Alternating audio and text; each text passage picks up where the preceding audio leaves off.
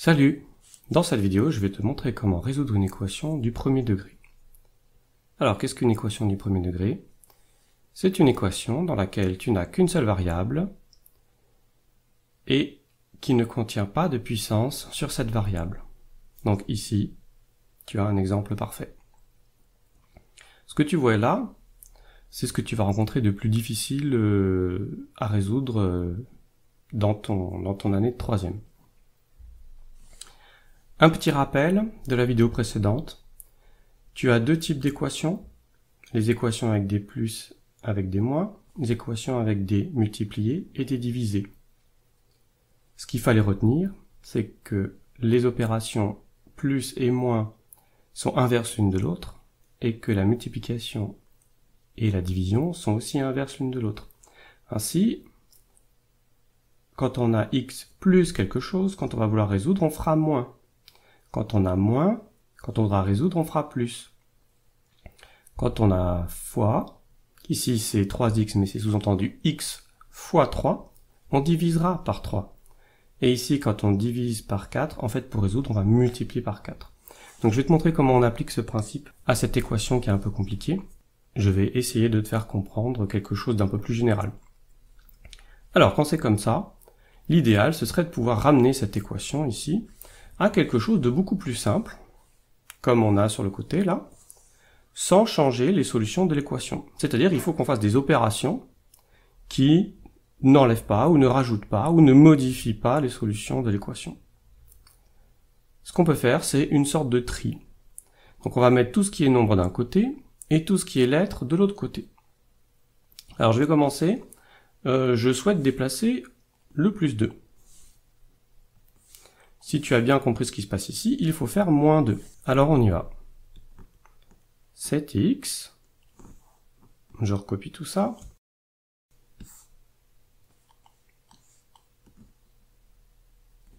Voilà. Je mets moins 2 ici, mais si je le mets là, il faut que je le mette ici aussi. Donc regarde ce qui va se passer. Ça, c'est l'addition de deux nombres qui sont opposés. Donc ça va faire 0. Je vais réécrire les choses. 7x égale 4x plus 9 moins 2. Donc tu vois, le passage de là à là, c'est exactement ce que je t'ai expliqué ici. On a mis moins 2. Et là, tu comprends mieux pourquoi, en fait, en faisant ça, on ne change pas les solutions, on ne change pas l'équation. Car le moins 2, l'opération moins 2, on l'a fait exactement des deux côtés de l'égalité. Vois ça comme une balance, celle où on met les poids.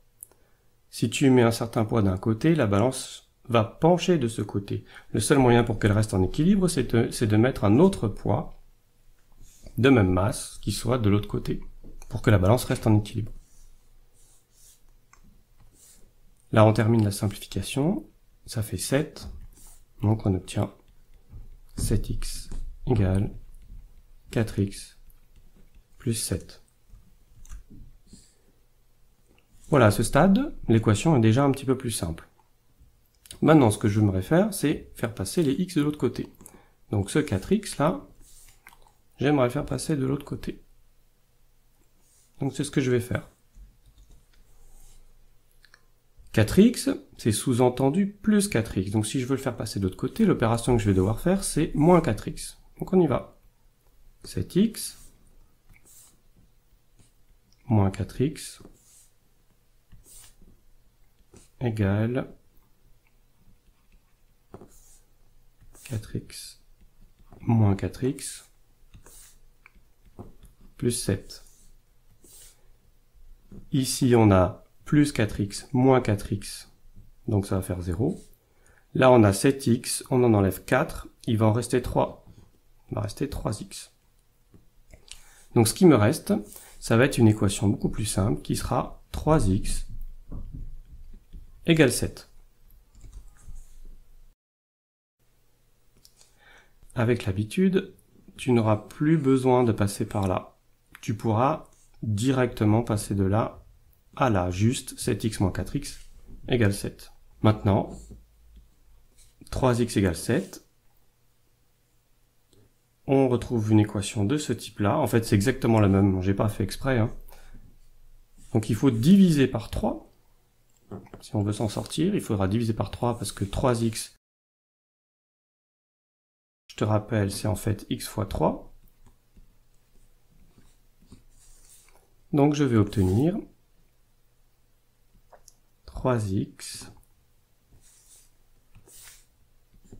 divisé par 3 égale 7 divisé par 3. Tu sais que lorsque tu as un nombre qui est au dénominateur et au numérateur, tu peux les barrer. Donc, il ne va rester que x égale 7 tiers.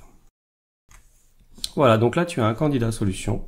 Il faut maintenant vérifier que 7 tiers est bien solution de l'équation. Donc là, je te renvoie à la toute première vidéo sur les équations. Regardons maintenant deux exemples qui sont beaucoup plus compliqués. Je ne vais pas les traiter entièrement, je vais simplement te donner des astuces. Ici, 2 tiers de x est en fait 2 tiers fois x plus 5 égale x sur 4, c'est en fait 1 quart de x plus 1 demi. Donc là, c'est la première façon de voir les choses, c'est que les fractions ce sont des nombres, donc tu peux les traiter comme des nombres et tu peux faire les mêmes calculs qu'avant. Il faut juste faire du calcul avec des fractions. Deuxième façon de voir les choses, on peut tout mettre au même dénominateur. Donc là, on regarde, 5, c'est en fait une fraction sur 1, c'est 5 unièmes en quelque sorte. Et il faut qu'on trouve un dénominateur commun. Un nombre qui est à la fois dans la table du 3, du 1, du 4 et du 2, toute évidence, ça va être 12. Donc il faut transformer l'équation de cette façon-là. Donc 2x sur 3, si je veux l'envoyer jusqu'à 12, je fais 3 fois 4, 12. Si je le fais en bas, il faut que je le fasse en haut. Plus. De 1 à 12, il faut multiplier par 12, ça fait 1 fois 12.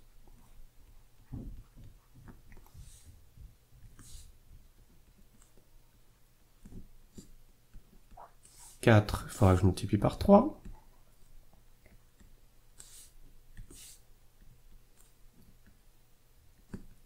Et pour 2, il faudra que je multiplie par 6 pour arriver à 12.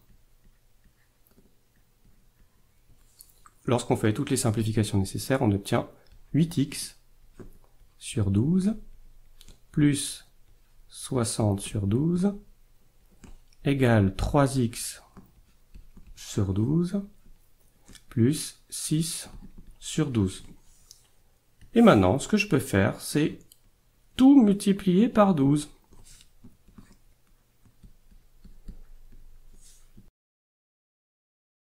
Ça aura pour effet d'enlever tous les dénominateurs.